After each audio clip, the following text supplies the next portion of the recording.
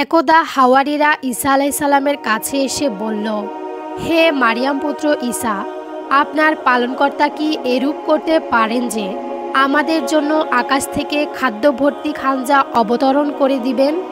এই অদ্ভুত আবেদন শুনে ঈসা আলাইহিস সালাম বললেন, যদি তোমরা ঈমানদার হও তবে মহান আল্লাহকে ভয় করো এবং এই ধরনের আবেদন করা থেকে বিরত থাকো।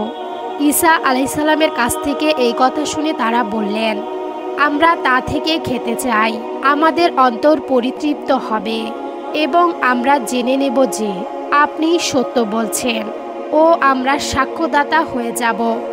অনুসারীদের কাছ থেকে এমন কথা শুনে ঈসা আলাইহিস সালাম মহান আল্লাহ তাআলার কাছে বলতে লাগলো, হে আল্লাহ, হে আমাদের পালনকর্তা, আমাদের প্রতি আসমান থেকে খাদ্যভর্তি খাঞ্জা অবতীর্ণ করুন।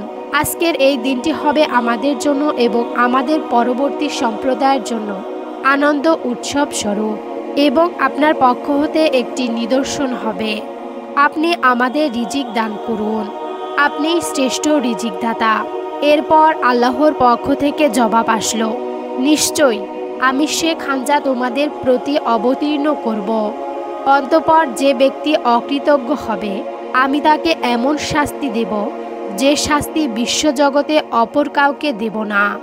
এরপর আকাশ থেকে ফেরেশতাগণের মাধ্যমে আল্লাহ তাআলা খাদ্যে পরিপূর্ণ একটি খাঞ্জা জমিনে অবতরণ করালেন। এর মধ্যে ছিল রুটি, আনার, পনির, মাছ ইত্যাদি। এরপর খাঞ্জা ভর্তি সেই আসমানি খাদ্য তারা তৃপ্তি সহকারে ভক্ষণ করলেন। এরপর সেখানে থাকা একজন ঈসা আলাইহিস সালামকে জিজ্ঞাসা করল, হে ঈসা, এই খাঞ্জা ভর্তি খাবারগুলো কি আমাদের দুনিয়ার জমিনের না আসমানের? এ কথা শুনে হযরত ঈসা আলাইহিস সালাম বললেন, এই খাবার না দুনিয়ার জমিনের না আসমানের, বরং মহান আল্লাহ তাআলা তোমাদের জন্য এইমাত্র পাঠিয়েছেন। তোমরা এই খাবার তোমাদের ইচ্ছে অনুযায়ী খাও, কিন্তু মনে রেখো তোমরা এই খাবার আগামী দিনের জন্য সঞ্চয় করে রাখতে পারবে না, কেননা তাহলে তোমাদের উপর আল্লাহর আযাব শুরু হয়ে যাবে। কিন্তু তারা লোভে পড়ে এই খাদ্যগুলো জমা করতে শুরু করেছিল। তারপর পরের দিন সকালে সে কওমের লোকদের উপর মহান আল্লাহ তাআলার আযাব শুরু হয়ে গিয়েছিল। তাদের মধ্যে কিছু লোক বানর আর শূকরে পরিণত হয়ে গিয়েছিল এবং তারা এখানে ওখানে লাফিয়ে পালাতে শুরু করছিল। এরূপ মর্মান্তিক দৃশ্য দেখে আল্লাহর নবী ঈসা আলাইহিস সালাম আল্লাহর কাছে দোয়া প্রার্থনা করলেন। এরপর থেকে আসমান থেকে খাদ্য আসা বন্ধ হয়ে গিয়েছিল।